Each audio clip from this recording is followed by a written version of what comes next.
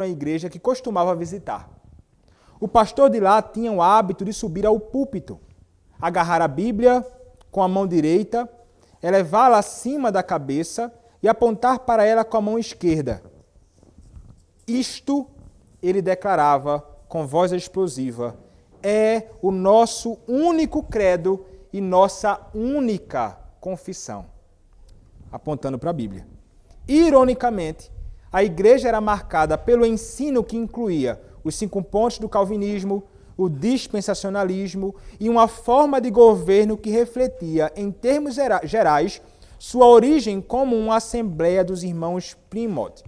Ou seja, embora seu único credo fosse a Bíblia, em termos de detalhes de sua vida e ensino, a igreja, na verdade, não se conectava com quase nenhuma outra congregação da história da igreja.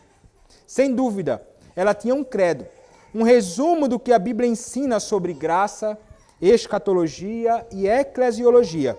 O fato é que ninguém o havia registrado e apresentado ao público. Ele vai dizer, esse é um problema sério. Interessante isto, porque é o que muitas pessoas fazem por aí. Você fala então sobre alguma doutrina, você fala sobre padrões doutrinários e muitos vão dizer, o meu credo é a Bíblia, nada além da Bíblia, nada além da Bíblia. Mas, quando você se senta para tratar sobre qualquer assunto com essas pessoas, elas apresentarão uma série de argumentações, resumos, proposições teológicas que são ali exatamente aquilo que elas creem, são o seu credo. A distinção é, há credos, confissões, catecismos, padrões doutrinários, resumos da fé, que foram escritos, estão expostos para escrutínio público, e aqueles que têm a sua fé, o seu credo, a sua confissão, os seus catecismos, podemos dizer assim, o seu credo, mas que não são expostos para exame ou escrutínio público.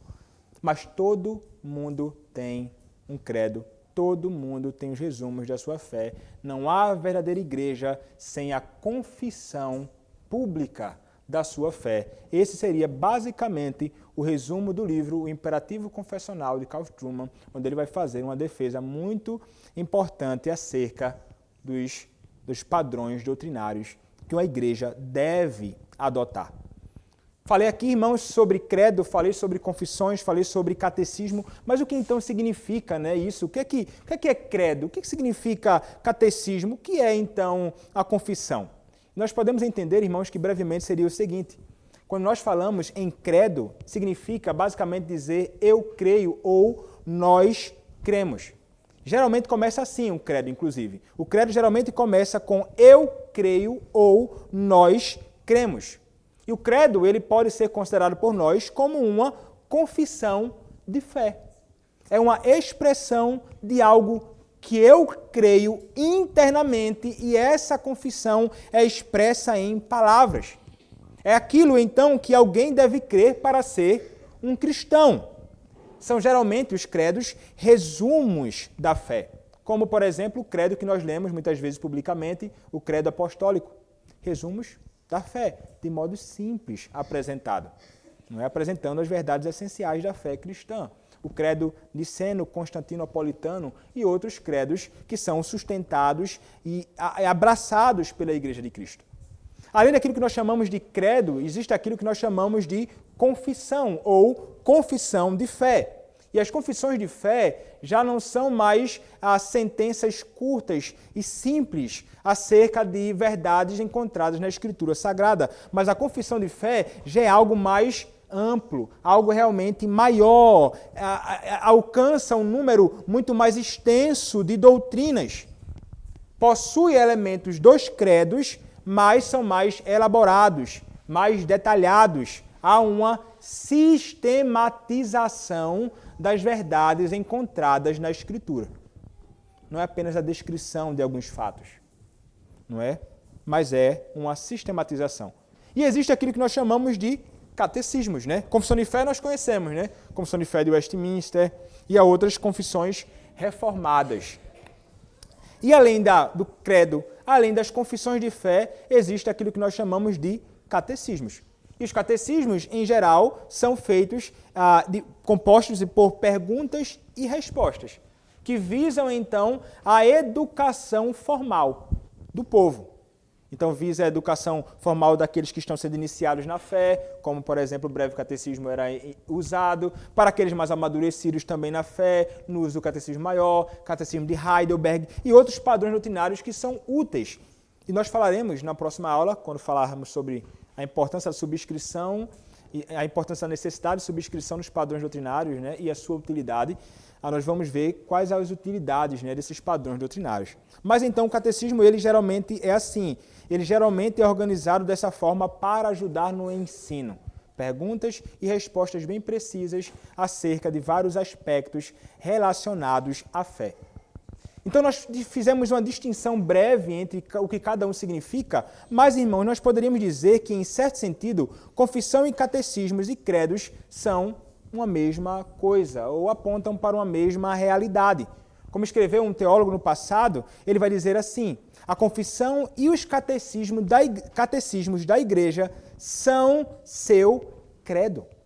Não há algum indefinido sistema de doutrina, nem mesmo um indefinido sistema de reformado de doutrina. Então ele vai dizer que tanto a confissão como os catecismos podem ser considerados como credos, no sentido mais amplo, porque é a expressão da nossa fé. É aquilo que nós cremos, apresentado também em palavras e também escrito.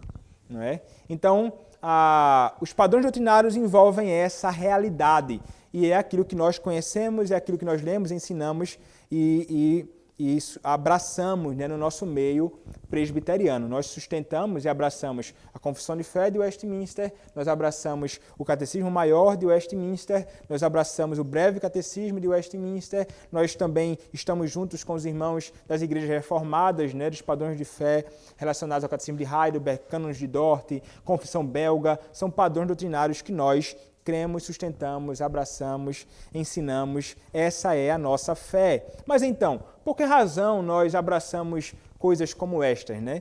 E a razão, irmãos, é porque a natureza da fé, como escreve um amigo meu num artigo, num texto que ele escreveu, a confissão, a natureza da fé demanda a confessionalidade.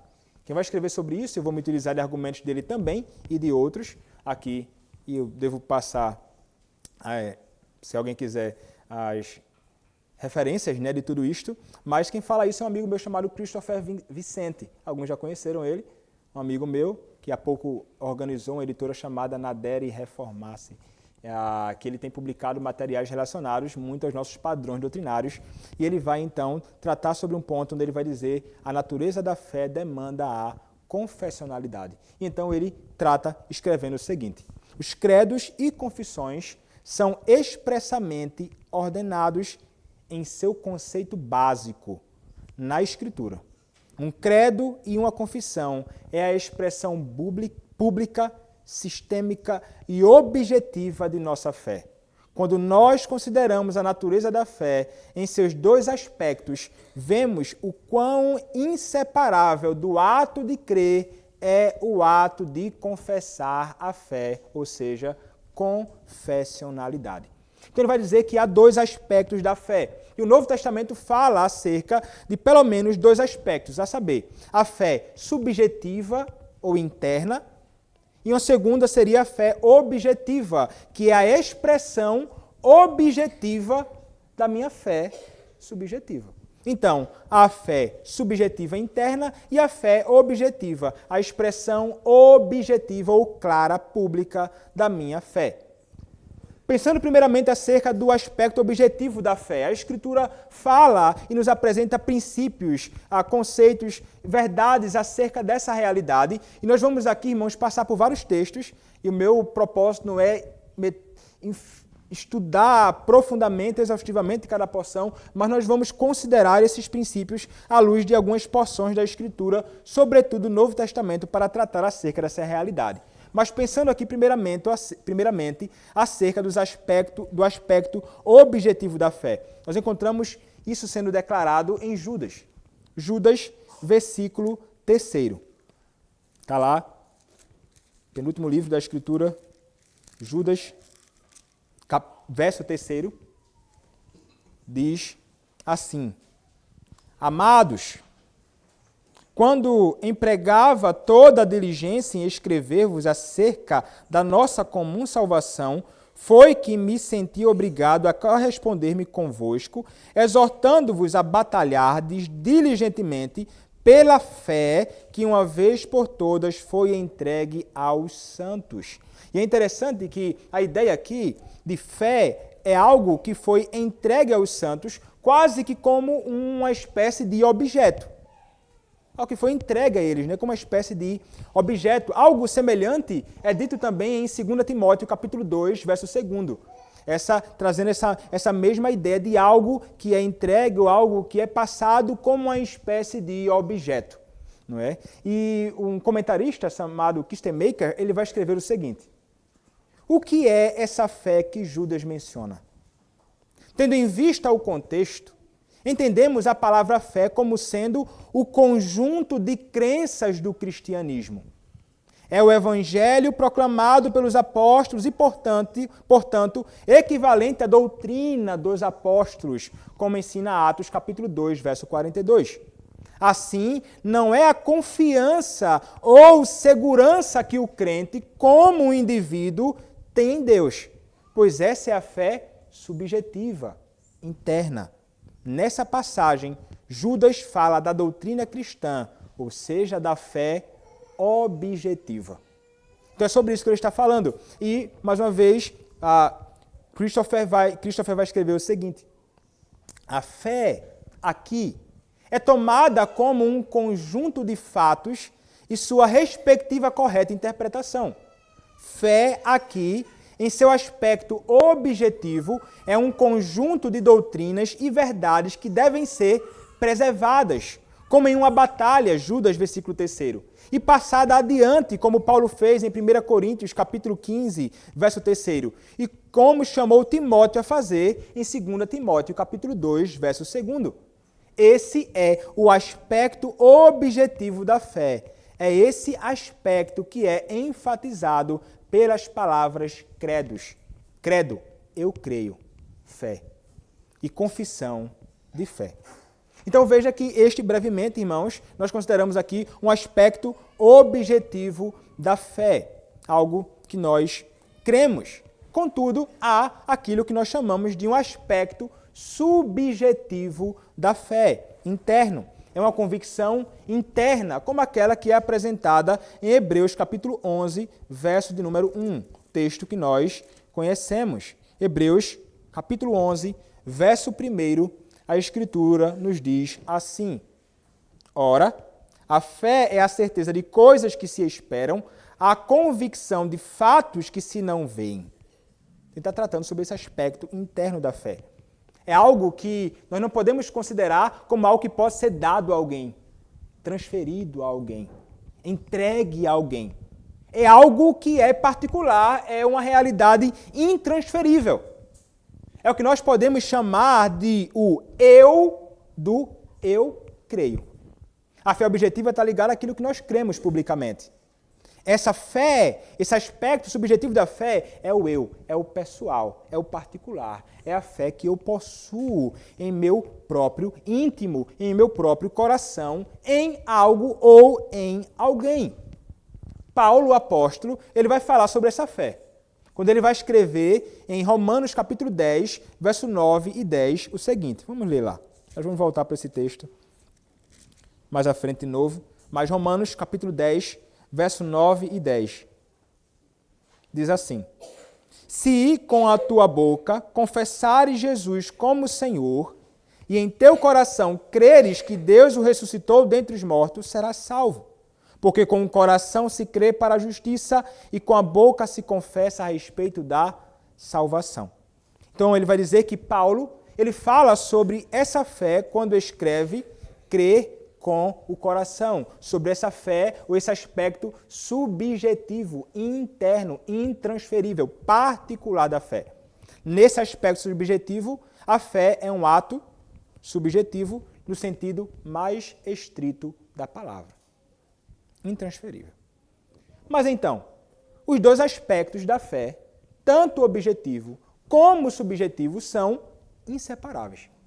Ele vai falar sobre isso, inclusive, nessa mesma porção que nós lemos de Romanos, capítulo 10, versos 9 e 10. Mas uma vez, então, ele vai escrever dizendo o seguinte: a fé que é abraçada pelo coração não se reclusa lá. Ela não se contém. Ela procura a saída da boca para se fazer notória, como o rio procura o mar, como a chuva procura a terra. Assim, a fé crida no coração se torna a fé confessada pela boca. Assim como não há fé verdadeira sem obras, Tiago capítulo 2, versos 14 a 26, da mesma forma, não há fé verdadeira sem confessá-la com a boca. Não há fé verdadeira sem confessionalidade. É da natureza da fé verdadeira a confessionalidade. Não é possível alguém dizer que creu no coração e isso não ser público. Não é possível alguém dizer que assentiu com a revelação de Deus a palavra e não responder a ela com um eu confesso. Calvino, então, vai sustentar essa mesma ideia e ele vai falar sobre essa relação que há entre o aspecto subjetivo da fé e o objetivo. Uma coisa está necessariamente ligada à outra. Ele vai escrever assim, comentando Romanos: o desejo de Paulo era unicamente mostrar como Deus efetuou nossa salvação, ou seja, ao fazer com que a fé, a qual ele pôs em nossos corações, se concretize através da confissão. Ele só queria, deveras, enfatizar a natureza da fé genuína, donde este fruto emana, a fim de que ninguém desse à própria fé um título sem substância. A verdadeira fé deve acender no coração a chama do zelo pela glória de Deus, como as lavas do vulcão que não podem ser retidos. Certamente que aqueles que são justificados já se acham de posse da salvação. Por isso, tanto creem com o coração para a salvação, como confessam a salvação com os seus lábios. Assim vemos que Paulo faz uma distinção com o intuito de fazer referência à causa da justificação pela fé, bem como para mostrar o que é requerido para uma salvação plena. Ninguém pode crer com o coração sem confessar com a boca. Há posto em nós, como consequência perpétua da fé, a necessidade de fazer-se confissão com a boca, porém, sem atribuir nossa salvação à confissão. O outro comentarista vai reforçar a mesma ideia quando eles comentam o seguinte: sem essa fé, qualquer confissão com os lábios seria mera zombaria. Mas também, ainda que haja fé no coração, a confissão com os lábios é não apenas requerida, mas plenamente natural, se a fé for genuína. Fé e confissão devem ser combinadas. E o último comentário sobre isso, do próprio Carl Trueman, no seu livro, ele fala o seguinte: o que Paulo diz não é: se você tiver um sentimento ardente e indizível no coração e expressá-lo mediante o uso de sons incoerentes da sua boca, será salvo. Não. Há conteúdo proposicional aqui, expresso em público de maneira compreensível aos outros. Não é que em si mesma essa proposição, Jesus como Senhor, salve. Deve-se também crer no coração. Mas a confissão doutrinária e a fé pessoal estão íntima e inseparavelmente ligadas à salvação descrita por Paulo. A situação de alguém como cristão não pode ser separada das palavras ditas, proferidas ou escritas. Então, isso é o que é nos apresentado nessa espécie de pré-credo, pré-confissão, apresentada ali, proto-confissão ou proto-credo, apresentado aqui para nós nessas porções da Escritura que nós consideramos até agora. É interessante considerarmos também que o apóstolo, em Hebreus, também contempla algo sendo dito, né, mais ou menos nesse sentido. Ele vai dizer em Hebreus capítulo 10, verso 23, o seguinte: guardemos firme a confissão da esperança, sem vacilar, pois quem fez a promessa é fiel. Porque nós temos Jesus, o Filho de Deus, como grande sumo sacerdote que penetrou os céus, conservemos firmes a nossa confissão. Hebreus capítulo 4, verso de número 14. E Jesus é aquele que é dito em Hebreus capítulo 3, verso 1, de o apóstolo e sumo sacerdote da nossa confissão. E aqueles que adoram a Deus verdadeiramente confessam o quê? Confessam o seu nome. Como diz Hebreus capítulo 13, verso de número 15. Mas não somente os apóstolos, o próprio Cristo Jesus falou algo. E é interessante o que é dito. Jesus disse em Mateus capítulo 10, versos 32 até o verso de número 33. Portanto, todo aquele que me confessar diante dos homens, também eu confessarei diante de meu Pai que está nos céus. Mas aquele que me negar diante dos homens, também eu negarei diante de meu Pai que está nos céus. É interessante percebermos que a reprovação é posta sobre aqueles que dizem terem crido nele, mas não o confessam. Isso é dito, inclusive, em João, capítulo 12, verso 42. Ter crido nele, mas não confessam. Reprovados. Então você vê a unidade, né? A união entre uma fé verdadeira do coração interna e aquilo que é expresso com os próprios lábios. Portanto, irmãos, não há neutralidade. Ou confesso ou nego. Ou expresso a minha fé em palavras, ou eu nego a minha própria fé. Então, com isso, nós percebemos que há uma necessidade, então, de uma confissão pública daquilo que nós temos, daquilo que nós cremos. Mas então, continuando pensando acerca desses princípios, mas pensando aqui acerca de uma base, né, para a confecção de padrões doutrinários. Há um texto que é muito usado para tratar sobre isso, e todos os que consultei materiais que tratam acerca disso citam esse texto, é 2 Timóteo, capítulo 1, versos 13 e 14. Base bíblica para o que nós cremos, né, e os padrões doutrinários. 2 Timóteo, capítulo 1, versos 13 e 14, diz assim. Paulo, então, dando orientações ao jovem Timóteo, ele vai então falar: mantenha o padrão das sãs palavras que de mim ouviste com fé e com amor que está em Cristo Jesus, guarda o bom depósito mediante o Espírito Santo que habita em nós. É interessante isto. E veja, quando Paulo ele está falando aqui nesta carta, neste momento, ele não está falando aqui sobre a carta dele a Timóteo. Ele está falando aqui sobre uma espécie de resumo de ensino seu, confiado então ao próprio jovem Timóteo. E quando ele vai dizer então aqui, no verso 13, mantenha o padrão das sãs palavras. E quando ele vai falar sobre as sãs palavras, ele está se dirigindo aqui àquilo que é encontrado na própria Escritura, a verdade das Escrituras Sagradas. E aquilo que Paulo havia ensinado ao próprio jovem Timóteo. Quando ele então usa a palavra aqui, são, ele vai dizer, mantenha o padrão das sãs palavras. Isso significa que ele está falando sobre algo que é preciso, algo acertado, é algo bem definido. Essa seria então a ideia da palavra aqui nesse contexto. E ele vai dizer então ainda, mantém o padrão. E padrão aqui, a ideia é a origem de uma palavra grega que era usada para se referir a algo como uma maquete, não é? Algo produzido como uma espécie de maquete. E ele usa então essas palavras no sentido de uma afirmação resumida da fé. Tudo isso é dito aqui. Mantenha o padrão dessas palavras que de mim ouviste com fé e com amor, que está em Cristo Jesus, são então são palavras no sentido de uma confissão ou de uma afirmação resumida daquilo que era crido naqueles dias e que o próprio apóstolo então sustentava.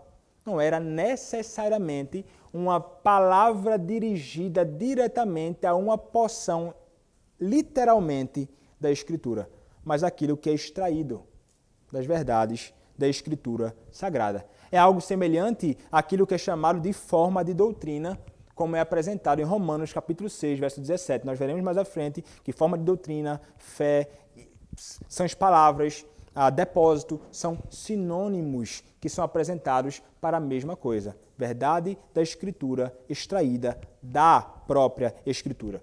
Carl Trueman vai falar um pouco mais sobre isso, né? Ele vai dizer assim: a ARA, que é a versão que mais utilizamos, Almeida Revista Atualizada, escreve 2 Timóteo, capítulo 1, verso 13, assim: mantém o padrão das sãs palavras que de mim ouviste com fé e com amor que está em Cristo Jesus. A Almeida, Corrigida Fiel, apresenta o texto da seguinte forma: conserva o modelo das sãs palavras que de mim tens ouvido na fé e no amor que há em Cristo Jesus. Então ele acrescenta: a palavra modelo descreve uma forma, padrão ou modelo com o objetivo de funcionar como guia confiável e fidedigno. Assim, Paulo está dizendo aqui: Timóteo, certifique-se de que seu ensino é sadio a usar como regra básica o padrão de instrução que você vê em meu ministério. O Evangelho tem conteúdo, e esse conteúdo tem sido expresso com habilidade no ensino de Paulo, ensino que Timóteo tem conhecimento em primeira mão. Mais à frente, então, ele diz mais: o modelo das sãs palavras é algo mais. Qualquer pessoa que afirme levar a Bíblia a sério deve compreender com seriedade as palavras de Paulo a Timóteo sobre o assunto. Afirmar que não se tem credo além da Bíblia é problemático. A própria Bíblia parece exigir que tenhamos modelos de sãs palavras, e essa é a essência dos credos.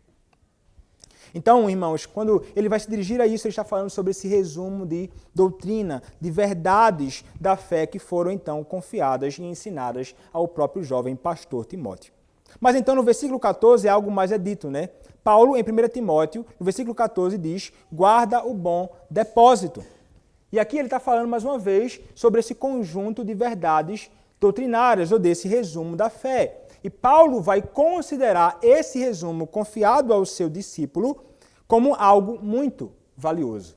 Algo que é para ele muito importante. Era para ele como um verdadeiro tesouro. É o depósito de um resumo da fé apostólica, que ele então deveria abraçar e então ensinar, passar para homens fiéis, que possam também ensinar a outros, verdades fundamentais acerca da Escritura, ou baseados na própria Escritura Sagrada. Então aqui, irmãos, nós já temos, eu penso que uma consideração importante acerca disto. Se nós, então, pensarmos seriamente acerca dessa realidade, nós entenderemos que é importante, sim, um resumo da fé sendo exposto publicamente, como nós vimos aqui. A natureza da fé exige a própria confissão ou a confessionalidade.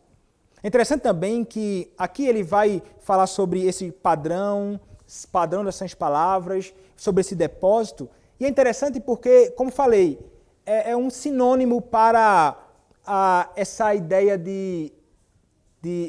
para tradições, por exemplo. Aqui Paulo vai falar sobre tradições. São sinônimos. Heber Campos, ele vai falar o seguinte: Heber Campos pai, falando sobre doutrina, como aparece lá, né, em Romanos capítulo 6, verso 17, nos diz que há outros sinônimos usados na Escritura para doutrina. E ele vai escrever o seguinte: os escritores bíblicos usam outros sinônimos para doutrinas nos seus escritos de fé, nos seus escritos. Ele vai dizer então que é sinônimo de doutrina, fé, a palavra fé quando aparece, como vimos em Judas, versículo 3, e ele então vai citar aqui Gálatas capítulo 1, verso 23, Filipenses capítulo 1, verso 27, Colossenses capítulo 2, verso 7, 1 Timóteo capítulo 1, verso 19 a 20, Tito capítulo 1, verso 13, Judas, versículo 3. É sinônimo também de tradição, como encontramos sendo dito em 1 Coríntios capítulo 11, verso 2 e verso 23, 1 Coríntios capítulo 15, verso 3, 2 Tessalonicenses capítulo 2, verso 15. Padrão das sãs palavras, também sinônimo de doutrina, tradição, fé, como nós lemos em 2 Timóteo capítulo 1, verso 13.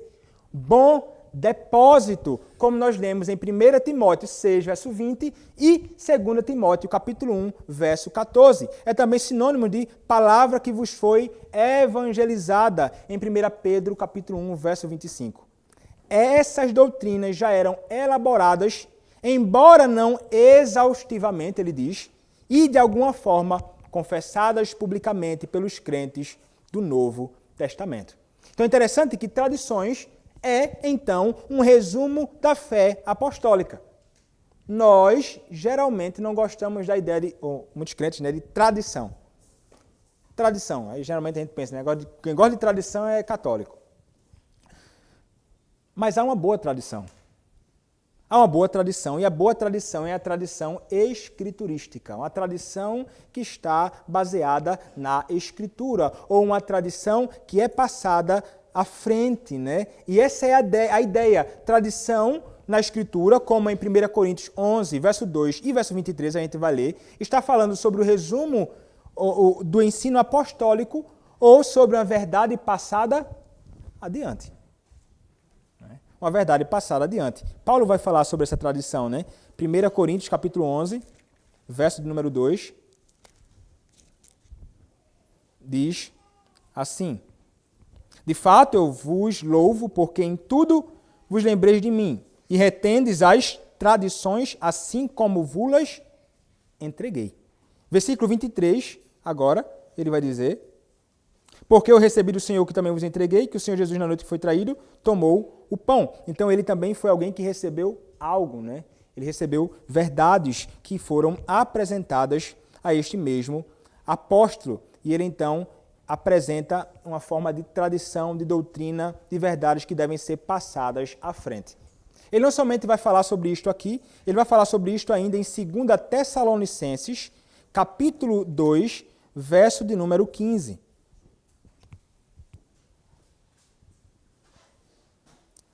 Assim, pois, irmãos, permanecei firmes e guardais as tradições que vos foram ensinadas, seja por palavra, seja por epístola nossa. E ainda no capítulo 3, verso 6. Nós vos ordenamos, irmãos, em nome do Senhor Jesus Cristo, que vos aparteis de todo irmão que ande desordenadamente e não segundo a tradição que de nós recebestes. Veja que é interessante que o abraçar essas verdades passadas à frente era uma espécie de condição para a comunhão. Se alguém não abraçasse essas mesmas verdades, essas tradições, esse conjunto de doutrinas, essas sãs palavras, essas fés, ou essa fé, não deveria ser considerado como irmão, não tem direito à comunhão. Interessante isso até delimitar, né? E nós veremos como a utilidade dos padrões doutrinários, eles servem também para isso, para fazer uma distinção entre o verdadeiro e falso ensino, para nos afastar de uma série de coisas. Nós vamos falar num próximo estudo, se Deus permitir, acerca desta realidade. Então, a Escritura está recheada de verdades relacionadas a isso. Então, há exemplos, né, na Escritura de afirmações que nós podemos chamar de afirmações protocredais. É como que uma formulação credal ainda não tão expressa ou não tão definida como as que nós usamos nos nossos dias. Mas eram na própria Escritura. Como a que nós podemos ver em 1 Timóteo, capítulo 3, verso de número 16.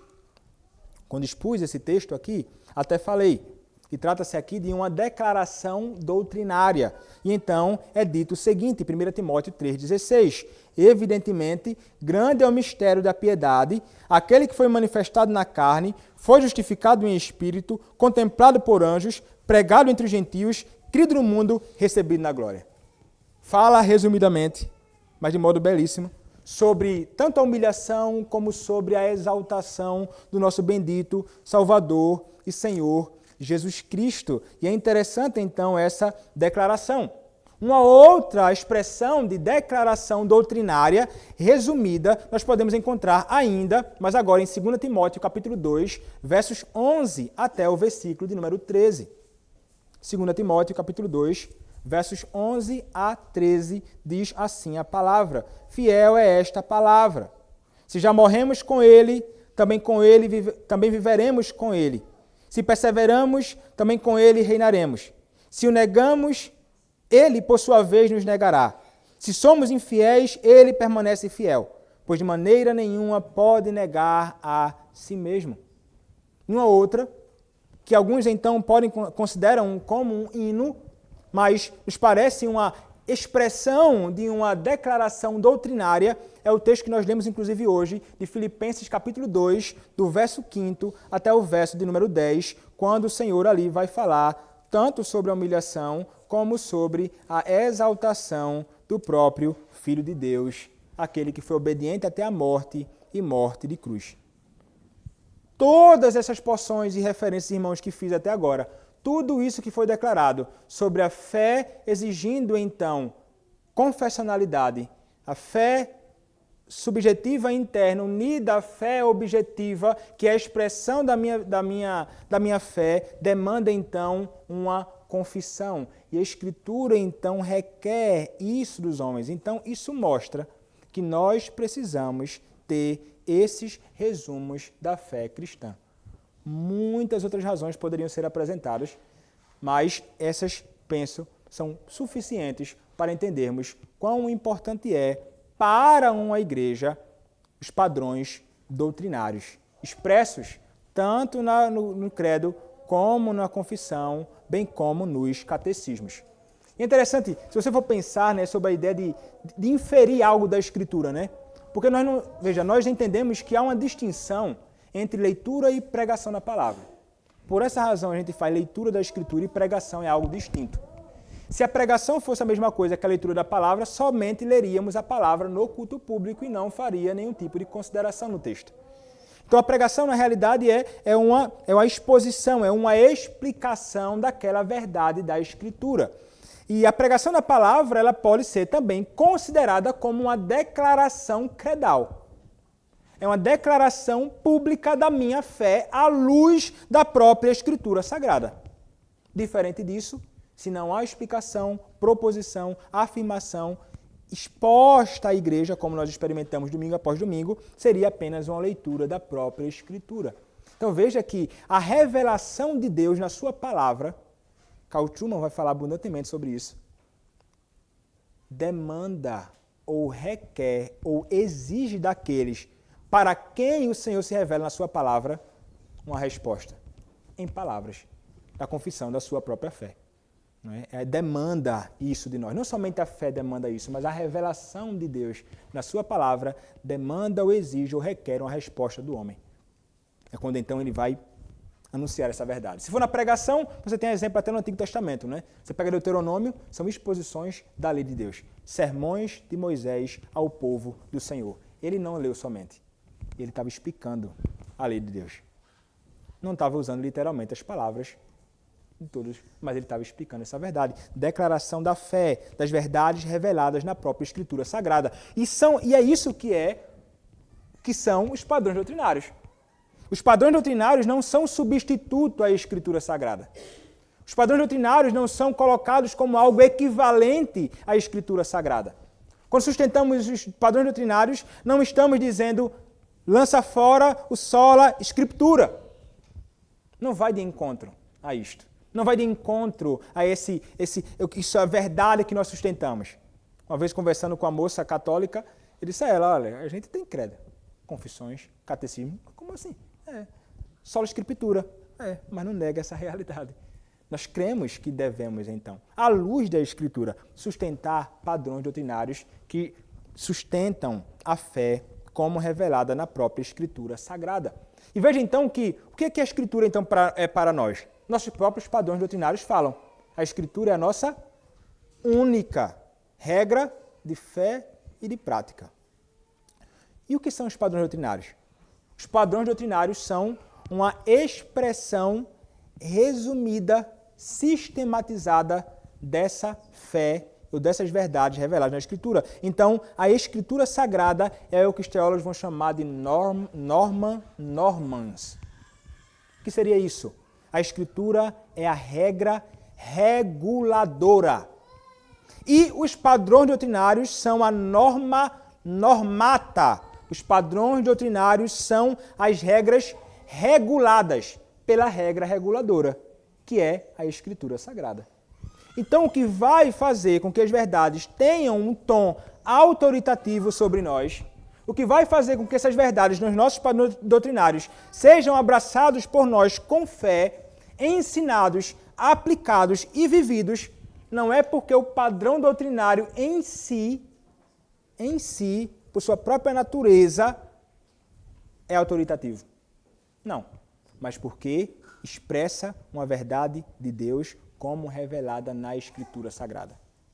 E é isso então que confere autoridade. E é isso que nos faz abraçar também as verdades como nós vemos nos nossos padrões e como nós veremos à medida que caminharmos aí, se Deus permitir, por alguns anos, estudando o Catecismo Maior de Westminster. E veja, a própria confissão sustenta essa realidade. Sobre a Escritura ser a base para tudo. Nós vamos finalizar com isso.